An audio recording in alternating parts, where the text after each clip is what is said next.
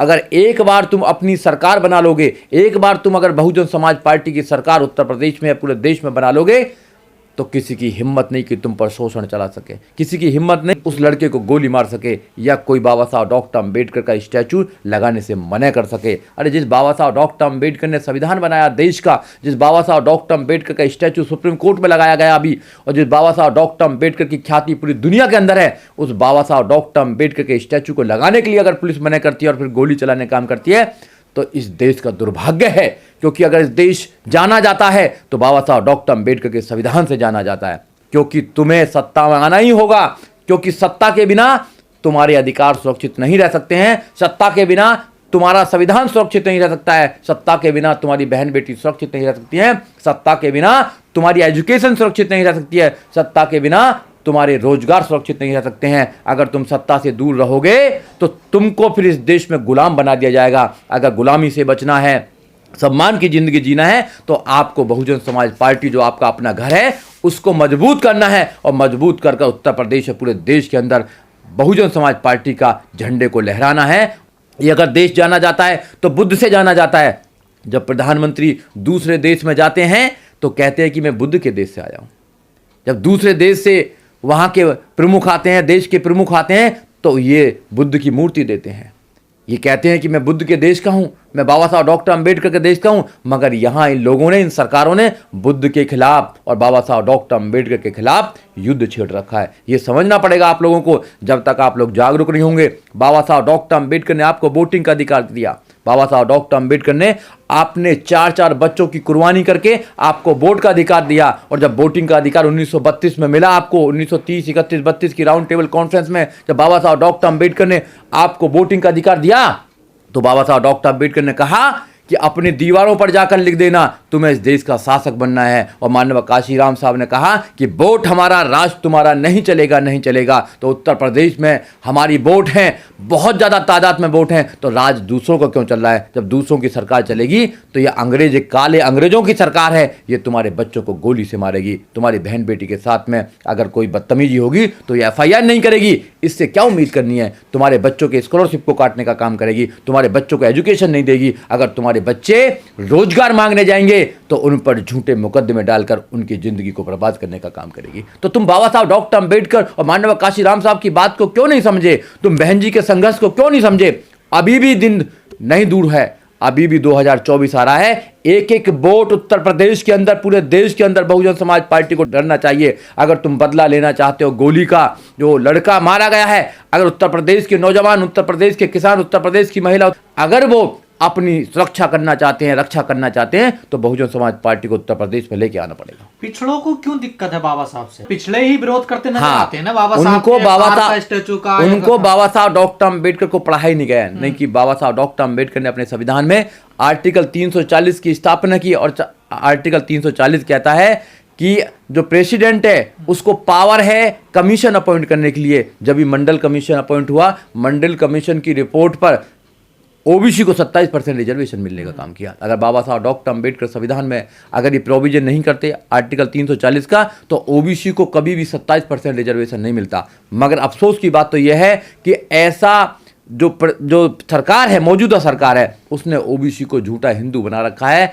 उन्होंने धर्म का चाशनी पिलाकर, धर्म की अफीम पिलाकर उनको अंधा कर रखा है। उनको अपने भाइयों में नहीं पता। जो OBC भाई है हमारा, जो अदर बैकवर्ड भाई है, वो बिछड़ा, तो आप पे हमला कर रहा है, देखिए वो बिछड़ा नहीं है, वो पिछड़ा नहीं है, वो बिछड़ा हुआ है हमसे, बिछड़ा हुआ है। क्योंकि ये जो लोग हैं, जो ऊपर के 3 श्रेणी के लोग हैं, वो उन भाइयों को झूठा बहकाकर, उन भाइयों को भ्रम में डालकर इन पर आक्रमण कराने का काम करते हैं, भाई से भाई को लड़ाने का काम करते हैं। बहुजन समाज पार्टी एकमात्र ऐसी पार्टी देश की है जिसने पूरे देश के अंदर भाईचारा कमेटियां बनाने का काम किया, जिन्हें भाईचारा पैदा करने का काम किया। जो बहुजन समाज पार्टी सत्ता में जब आती है या उनके कार्यकर्ता हैं, वो भारत के संविधान के अकॉर्डिंग काम करते हैं, वो भारत के संविधान को देश में स्थापित करना चाहते हैं। वो न्याय, समता, स्वतंत्रता, भाईचारे पर विश्वास करते हैं। ये जो लोग हैं, ये अन्याय पर विश्वास करते हैं, ये असमता पर विश्वास करते हैं, ये दुश्मनी पर विश्वास करते हैं, ये भाई से भाई को लड़ाने का काम करते हैं, ये धर्मों में लड़ाई कराते हैं, जातियों में लड़ाई कराने का काम करते हैं।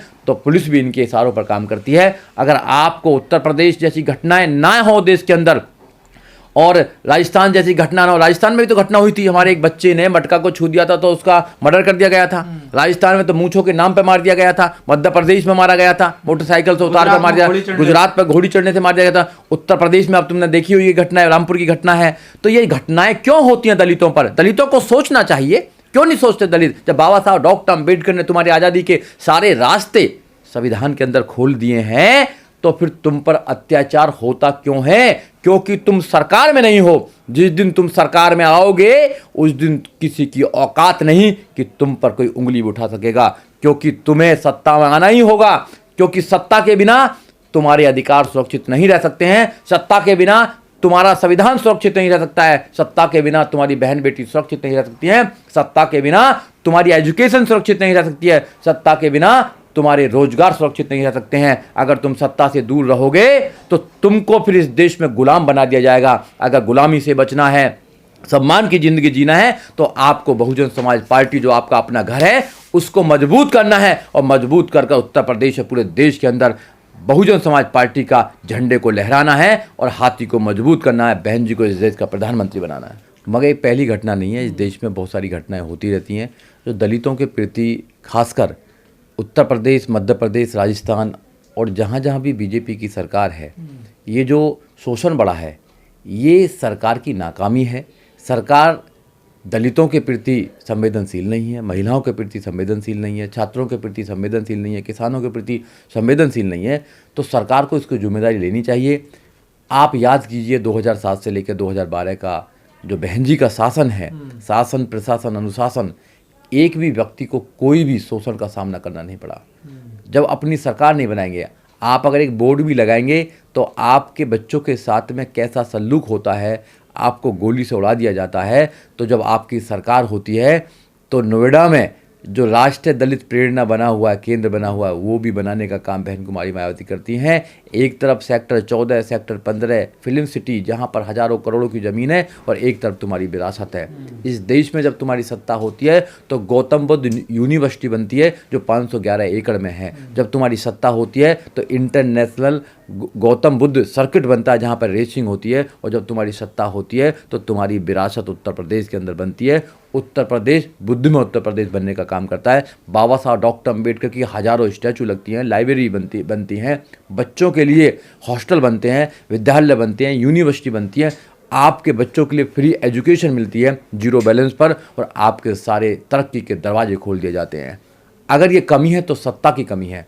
सत्ता में जो लोग बैठे हैं वो आपको, आपके बच्चों को गोली से मारेंगे, और जो बच्चों को आप पढ़ा रहे हैं उन बच्चों पर झूठे मुकदमे करके जेल में डालने का काम करेंगे। इसी उत्तर प्रदेश में 2 अप्रैल को भी गोली चली थी। 2 अप्रैल को जब गोली चली, 2 अप्रैल 2018 को, तो लाखों बच्चों पर, जो पढ़े लिखे बच्चे थे, उन पर FIR लगाने का काम किया, उनको जेल में डालने का काम किया, और कई बच्चों के ज़िंदगी तो ऐसी ख़राब की कि NSA लगाने का काम किया, जो 17 महीना जेल के अंदर रहने का काम किया। तो ये सरकार जो है ये दलित विरोधी सरकार है। इसलिए वहाँ के लोगों को मैं आपके चैनल के माध्यम से कहना चाहता हूँ, अभी भी मौका है। अगर तुम मान सम्मान की ज़िंदगी जीना चाहते हो, अपने अधिकारों को बचाना चाहते हो, अपने बच्चों को एजुकेशन देना चाहते हो, रोजगार देना चाहते हो, तो फिर दोबारा बहुजन समाज पार्टी को उत्तर प्रदेश या पूरे देश की सत्ता में लेकर आओ।